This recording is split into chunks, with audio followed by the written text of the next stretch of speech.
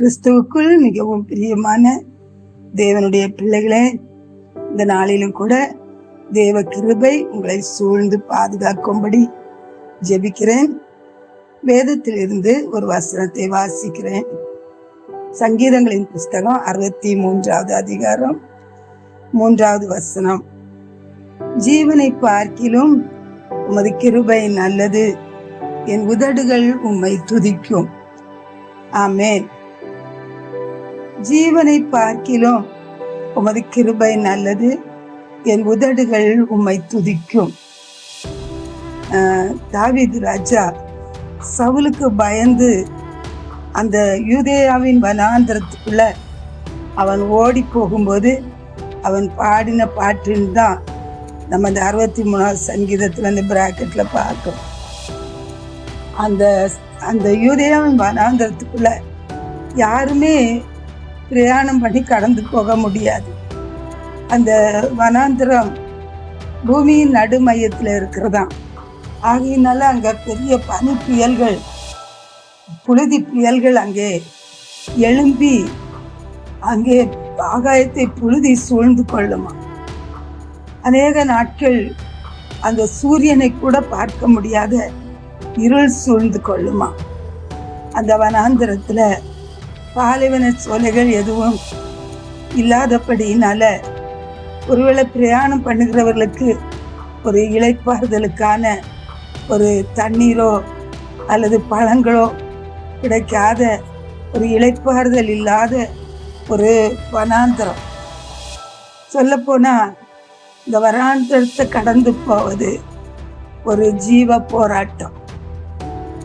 அந்த ஜீவ போராட்டத்துல தான் தாவீது ராஜா சொல்றாரு, என்னுடைய ஜீவனை பார்க்கிலும் உம்முடைய கிருபை நல்லது, உம்முடைய கிருபை நான் பெற்றுக்கொள்ளும்படியாக என்னுடைய உதடுகளால் உம்மை துதிப்பேன். 4வது வசனத்தை பார்க்கும்போது, என் ஜீவனுள்ள மட்டும் நான் உம்மை துதித்து உமது நாமத்தை சொல்லி கையெடுப்பேன்.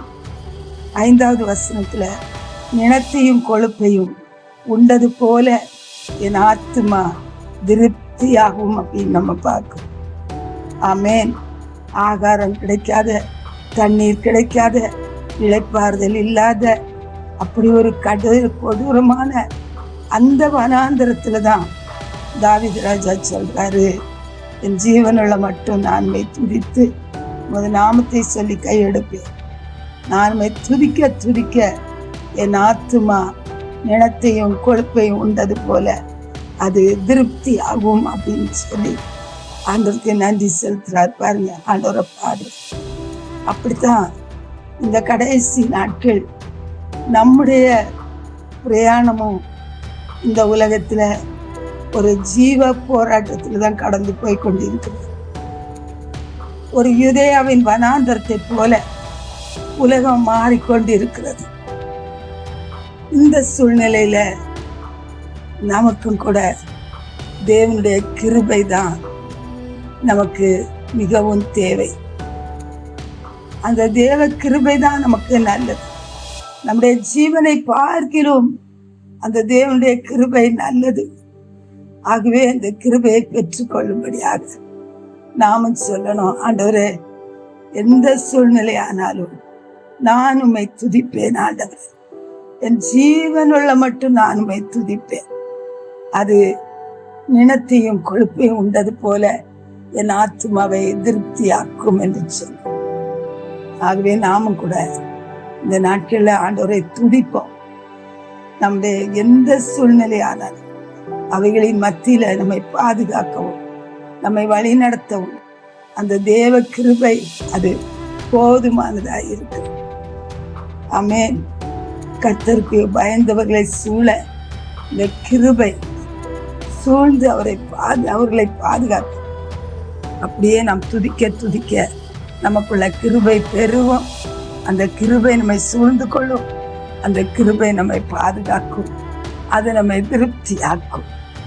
ஆகவே கர்த்தரை துதிப்போம், தேவ கிருபையை பெற்றுக்கொள்ளும். பரலோக தகப்பனே, உம்மை ஸ்தோத்திரம்ப்பா. ஆண்டவரே, ஒரு கடினமான பாதையில நாங்கள் கடந்து போகிறோம் அப்பா. இதுல ஆண்டவரே உம்முடைய கிருபை நல்லது ஆண்டவர். நாங்கள் உண்மை அப்பா துதித்து ஆராதித்து ஆண்டவரே நாங்கள் திருப்தியாக அந்த கிருபையை நாங்கள் பெற்று ஆண்டவரே நாங்கள் ஆசீர்வதிக்கப்பட வழி நடத்துங்க இயேசுவின் நாமத்தில். ஆமென்.